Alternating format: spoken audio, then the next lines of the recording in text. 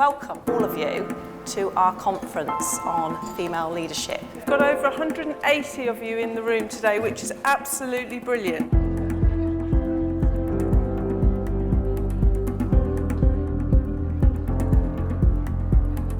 I think it's really fantastic to have a conference dedicated to women leadership. It's a great opportunity to promote what we can do to support women in the organisation to progress and take the opportunities that are available to them. I'm going to talk a little bit about my journey now, because whatever experiences I've had or competency, it's been all about the people that have supported me and helped me on my career journey. Angela's session was really inspiring. It's amazing to see how many roles she's held and how much she's achieved. She brings so much to her role and so much of herself.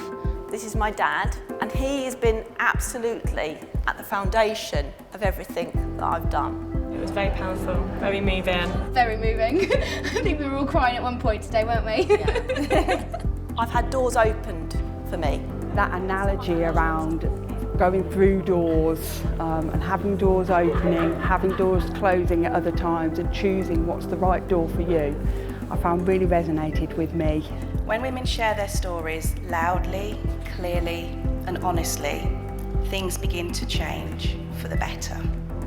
So we're going to jump right in and we're going to share our stories with you guys. I think there was a real empowering sense from the way people shared their stories and had the courage to talk about things maybe that were difficult for them, which is what we were trying to encourage. We had 3 keynotes today. We had one on unconscious bias, looking how it plays into all the decisions that we make, either consciously or unconsciously.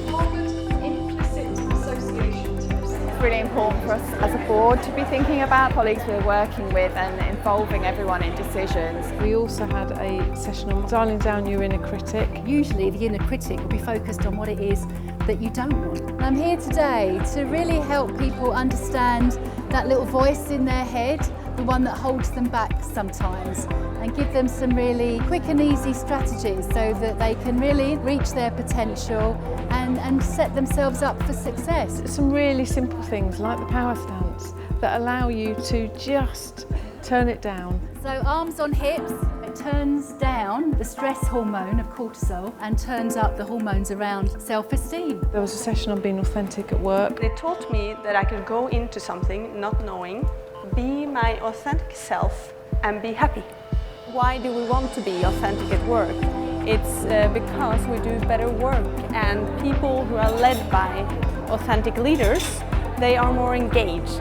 I'm looking great, I'm going to smash it. Really nice to hear people's stories about how they can be authentic within their teams and what that actually means to people. It was about actually recognising our differences, thinking about, okay, some of the vulnerable points that we all feel from time to time, and working through how we can support each other more. One of the important parts of today was having keynote speakers with us who really do bring expertise into the room from outside of the organisation. I was sitting in those boardrooms and I was vetoing certain decisions, but I was constantly being outvoted because there were 9 guys and me.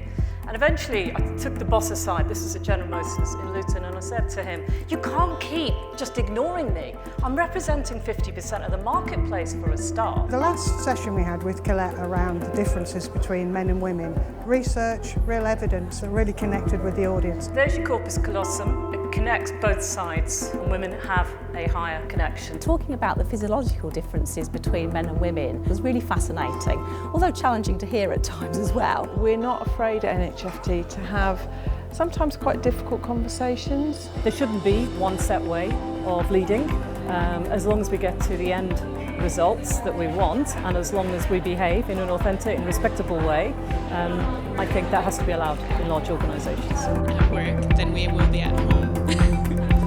I think it's absolutely marvellous, what the trusts are doing today and really investing in their staff, particularly their female staff, in giving them a real toolkit for being the absolute best that they can be. It's such a wonderful way of empowering, enabling and showing best practice. Lots of women work in the NHS. We need that leadership to come through. We're in it together. High five, everybody.